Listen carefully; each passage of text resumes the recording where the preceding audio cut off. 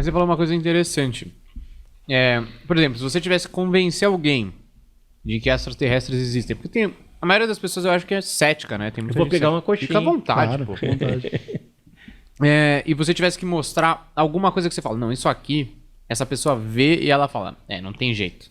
Tem extraterrestre, ou tem seres que nos visitam por aí. Se você pudesse escolher uma de tantas evidências que você tem, que você já viu, documento, pessoas que falam sobre o tema, tem alguma que você fala, não, essa aqui é pra mim que eu falo, nossa, isso aqui é irrefutável, é isso mesmo, sabe? Tem. Pera aí que eu tô comendo a coxinha. Se quiser, eu falo um pouco mais aqui pra gente... Enquanto isso que ele tá saboreando essa maravilhosa coxinha direto do iFood, vai lá, pô, comenta aqui embaixo do iFood. Tá muito boa a coxinha Tá mesmo, excelente, né? Tá ótimo. Muito boa Até mesmo. aproveitar o Deco, ele falou, não, você tem que perguntar sobre o chupacu. Eu acho que agora a gente falou de relações sexuais com o ET, acho que já tá respondido de onde vem o chupacu. Chupacu... Não, tem um chupa-cabras. O Deco falou pra mim que tinha o chupacu, eu também desconheço. Não, isso aí eu não conheço. O Deco é o nosso operador de switcher aqui, ele falou pra mim, não, pergunta pra ele do chupacu. Eu falei, Deco, não sei de chupacu. Ele, falou, Ele não, tá tem. mal informado. Tem o chupa-cabras, né? Mas aí dessas relações sexuais pode ter o chupacu também. Viu, mas assim, o que a gente tem de mais evidência são esses fragmentos que são os metamateriais. Certo. Isso na atualidade. Mas vamos supor que não existissem os metamateriais. Se eu não tivesse visto nada na minha vida e estivesse estudando o fenômeno OVNI, o que eu tive nas minhas mãos que me comprova que algo está ocorrendo e que esse fenômeno é importante, de alguma forma? Documentos oficiais militares. E aí eu trouxe alguns para vocês verem. Maravilha.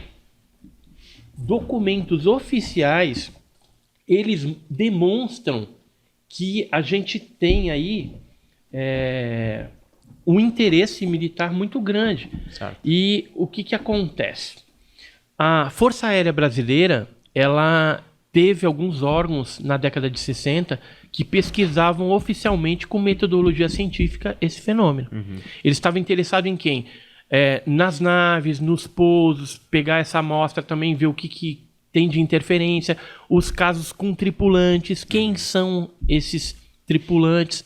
Então, a documentação oficial, ela nos traz a segurança. Isso aqui, por exemplo, é um relatório oficial, confidencial, da aeronáutica, que eu ganhei de um militar que naquela época esteve participando disso. Então, aqui tem um caso em que foi avistado a criatura, foi feito os croquis e tem as fotos da época das marcas de pouso. Tá, mas não só isso, né? A gente tem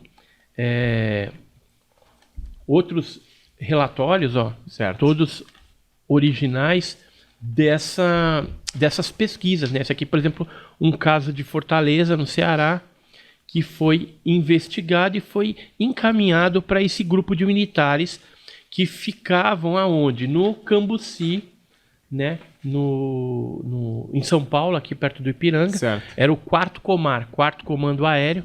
Lá a gente tinha um brigadeiro, que era o brigadeiro José Vaz da Silva, e tinha o Major Zani, Major Gilberto Zani de Mello, que era o que estava fazendo as pesquisas em loco, né? Ele ia nos locais, entrevistava as testemunhas, via ali as marcas, tirava foto.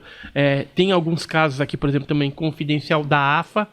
Esse relatório aqui eu consegui faz pouco tempo. Foi um sobrevoo que ocorreu em cima de uma plantação onde tinha uma marca, um ninho de 18 metros de diâmetro, de um objeto voador não identificado que esteve lá no local fazendo essas manobras, né? E chegou a pousar, então ficou essa marca. E certo. Aí eles mandaram um helicóptero da AFA, da Academia da Força Aérea em Pirassununga, para poder filmar isso daí. Então a gente vê que a documentação oficial, ela comprova que algo está acontecendo, que tem um interesse deles certo. Muito forte em cima disso, porque se você for pensar que o militar tem um monte de coisa para fazer e vai ficar correndo atrás de OVNI se não fosse algo real, Então, a realidade do fenômeno, para mim, quando a gente manuseia e identifica que existem documentos oficiais de pesquisa disso, é porque o fenômeno é real. Tá por aí. Que ninguém vai ficar correndo atrás da sombra, né? Certo. É algo real. Outra coisa, a radarização. Quando ocorre a radarização de um objeto voador não identificado, significa que aquilo ali é concreto, real.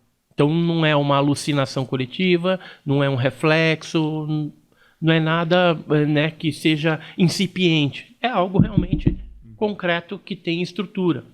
Se é extraterrestre ou se é algum armamento secreto, aí já é uma outra discussão que a gente vai ter.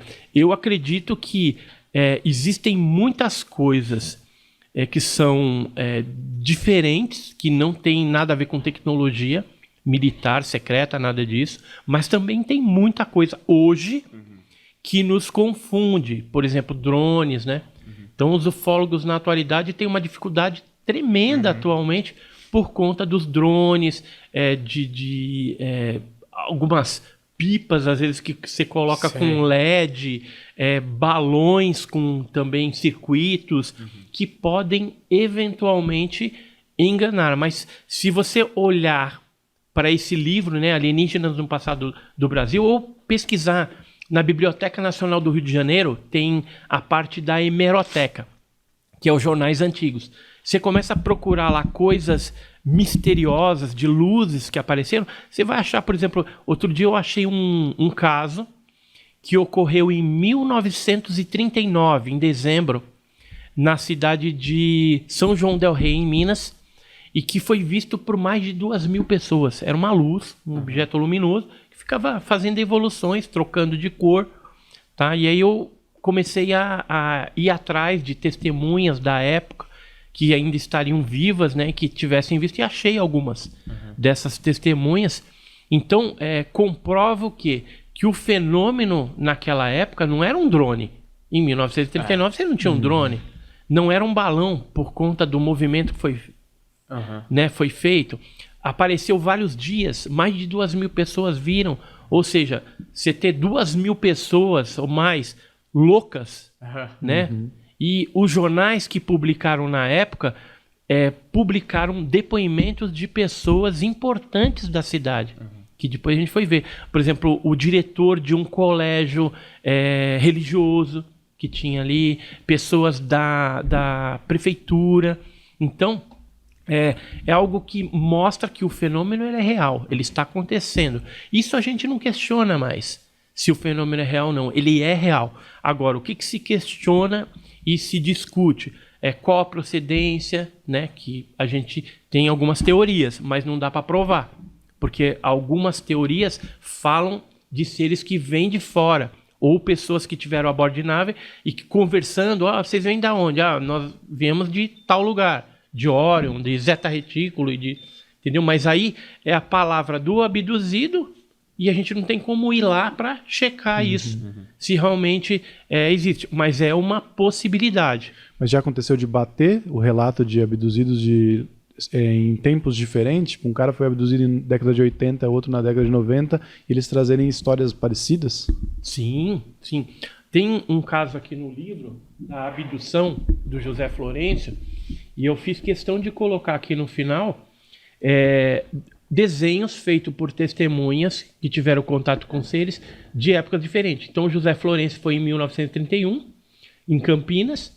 Tem esse caso que aconteceu em Pirassununga, com o Tiago Machado em 69, que, se você olhar, é praticamente o mesmo ser.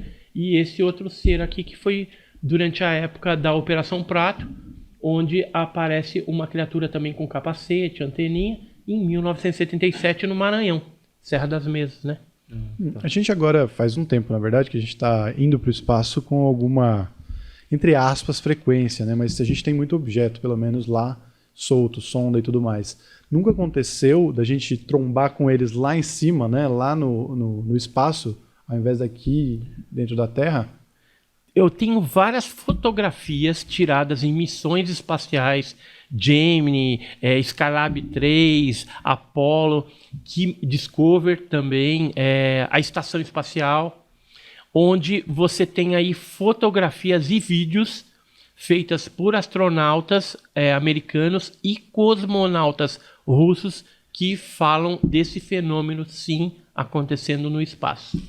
Então, existem, por exemplo, um caso que é bem conhecido, é o da Salyut 6, que é um foguete russo, onde eles tiveram contato não só com o OVNI, mas os seres saíram para fora com alguns equipamentos parecendo tipo capacete e chegaram a acenar para os cosmonautas dentro do objeto.